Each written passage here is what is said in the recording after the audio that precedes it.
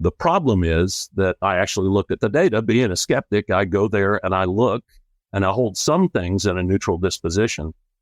This spring, when on March 7th, over the next 3 weeks, 43% of the sea surface temperature warming that has happened in the last 41 years occurred in those 3 weeks.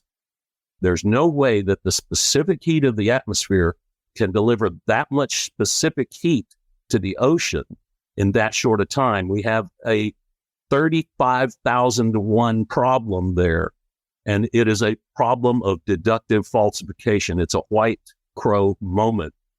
And the fact that climate science can't address this and can't handle a white crow observation bothers me immensely. You know, over my years, I've done over 180 engineering and strategy projects. I've done dozens of green engineered projects, applied for carbon credits, renewable gas credits, REN numbers, designed LEEDs, dozens of LEED certified green buildings at gold and higher levels or lower levels, applied for alternative fuel credits, alternative fuel mixture credits, designed steam power plants, put in place the green accommodations, the carbon scrubbing for those plants.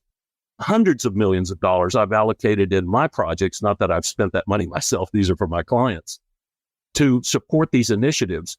And then at the tail end of all that, I see a 43% jump in global sea surface temperatures in 3 weeks. That bothers me. That not only bothers me, it makes me angry that science has not taken into account what we're observing. Science has not taken into account this exothermic Earth core theory. That's a shortfall of incompetence, and it gets me highly upset. Yeah, I could understand why. And let's talk about what might be causing that or how our earthly system might work. There are those folks who talk about cataclysms or cycles of catastrophe and pole shifts and flips and the Velikovsky type stuff.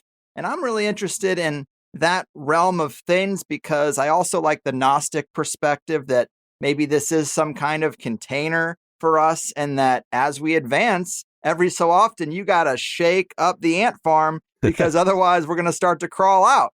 And so kind of like the Tower of Babel story, like knock us back down, put us back in the sticks and stone age and let us rebuild. And maybe there are layers of civilization. I mean, there clearly are layers of civilization, but maybe it goes deeper even than what the History Channel will talk about.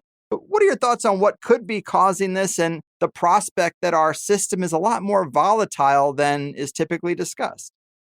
Well, you've had in the past, in fact, you had in the past month, Richard C. Hoagland. Yeah. And Richard is a proponent of the scalar energy, and I don't want to pretend to be competent in his studies therein, but he's a proponent of scalar energies that are energies above and beyond just the straight electromagnetic frequency spectrum that's emanating from the sun, influencing the core.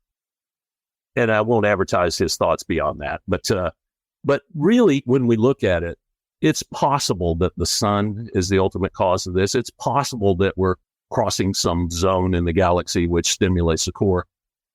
But for all intents and purposes, we should avoid those discussions until we establish the core as at least the pathway, if not the genesis, through which this heat and kinetic energy is originating. Because if we say it's the sun, climate change already has 20 canned arguments, which all the acolytes have memorized to address that it's not the sun.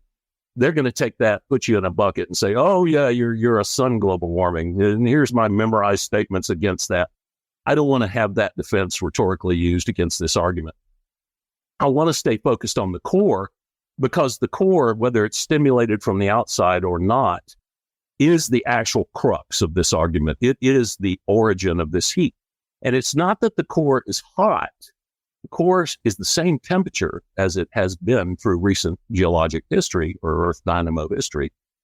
The issue is that the core is exothermic. That's a different condition. During my career, I was hired because of my classification access, because of my expertise, because of the way I approach problems. I was hired to take over as president of an exotic materials and metamaterials research corporation. And that was an adventure. The owners and investors were very famous people that everyone knows, and they brought me in to, if you will, rein in the scientists, get them focused, get them goal-oriented and not income-oriented. Mm-hmm. and solve a problem that had existed in material physics for 50 years. Once we got all the lab testing dockets arranged in the right order, began the disciplines of scientific testing, we solved the problem in 6 weeks. Well, what I learned through that process, and I can't go into it, not because it's classified, but it's protected by non-disclosure agreements that I've signed personally, so I can't go any further than that. But one thing I learned there is the state of exothermic release that happens when a material like iron is taken from its gamma phase, which is hexagonal close packed structure. That means iron that's under extremely high compression, like at the center of the Earth, 6,000 gigajoules, or not gigajoules, gigapascals, excuse me. When that iron migrates its way to a lower pressure environment, it'll snap to what's called face-centered cubic lattice, brevet. That's in the lingo. Pardon me for using the lingo there. But when it snaps to that lower energy state, brevet, it has to release kinetic energy. And that's a fancy physics and science word for saying, for the most part, electricity and heat. That's what's happening at the edge of the core. The H layer of the core is hexagonal close pack iron. And when the core begins to lose its permeability, its magnetic permeability, and the North Pole wanders and weakens, and the Schumann resonance skyrockets, and the pole takes off out of North Canada and cuts across the Arctic Ocean into Russia and drops at 75% in its magnitude, that means the core is dissolute. It's losing its integrity. The crystal is beginning to dissolve. And it's beginning to cast off these flaming mountains of lava called ultra low velocity zone and large low velocity province upwelled structures.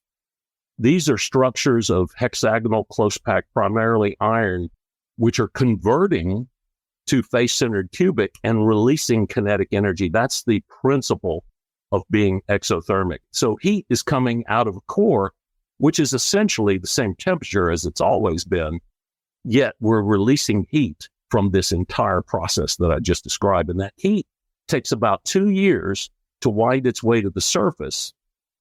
Now, climate science has said, well, that doesn't make it to the surface because the Earth is a thermos bottle.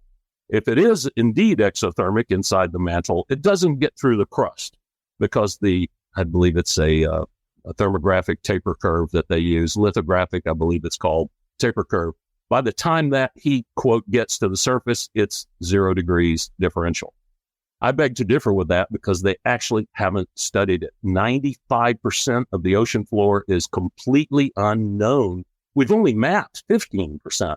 But even in that 15%, we don't know what pockets of high temperature water is being ejected from the ocean bottom. 95% of this issue is an unknown. So to apply an assumption that the Earth is a thermos bottle and say we need look at it no longer, that's the essence of gross incompetence that composes or that composes climate science right now.